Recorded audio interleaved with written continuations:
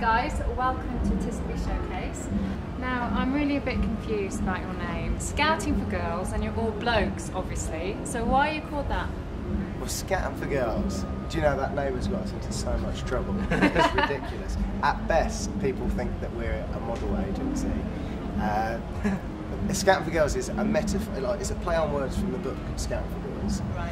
Which was like the big popular boys' own book, you know, 100 years ago, about scouting and being a good citizen and making tents and living in the wild. So it's not about trying to get your leg over It's sort of a play on words with that, but it's also like a metaphor for... It is with the drummer. But it's like a metaphor for growing up and like going through those stages where you get your first job and you grow up and you want to be a kid again and you get your first girlfriend and all that sort of stuff. So that's what Scouting for Girls is about. So what happens in 10 years' time when you're obviously older blokes and it's still called Scouting for Girls? When it feel a bit odd? It may do. Well, if we're still here in 10 years, if we're still here in 10 years' time, making music will be well out. It will be, yeah. So you guys are obviously new on the music scene.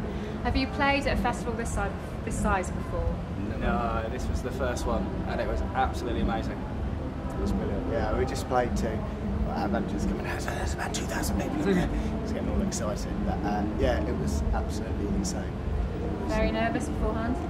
Not really. No, we had a bit of a Spinal Tap moment because we were supposed to have a bus which turned up, and the bus was running late, and so it had to pick all our stuff up. And then it said, you need to take another band, so we got another band, and so there was about 18 of us stuffed into this little minibus with all the kit on there. Every time we hit over a bump, you had someone else's guitar. Yeah. Every time we hit a bump, it smacked me in the nose.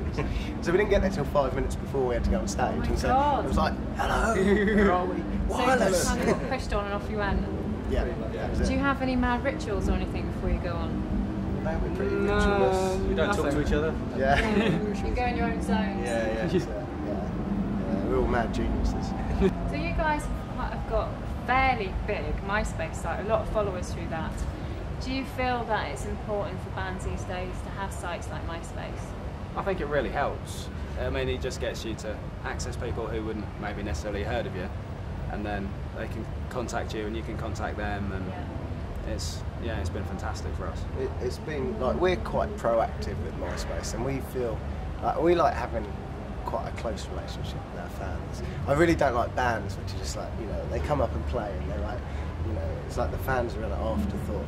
For us, it's all about putting on a good show and having fun and meeting, because this is our first ever tour, our first ever single, and we're going around the country and meeting people who've been into us for like, you know, a year and a half, 2 years. It's the first time they get to meet us, and you actually know who they are because you've just been, nice and polite. You go, oh my God, you're that weird bloke.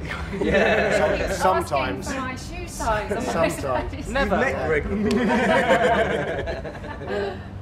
So it's good that one of you, or do you all get stuck in with a MySpace site? Yeah, we all put our hand in. My name is Roy, time, doesn't it, doing all and I'm a It does on MySpace dial-up. Nick did loads of it on dial-up. He used to answer all the things, and it was. But we've got like a wireless connection in the bus, and so literally, like we're in Newcastle to London. It's not that flash. It's like a rubbish minibus. Wireless is pretty cool, having that in the bus. It's all right, but we just spent like 8 hours just answering all the messages which people have sent us, because we try and read everything that people do. We try and reply to everything that people do.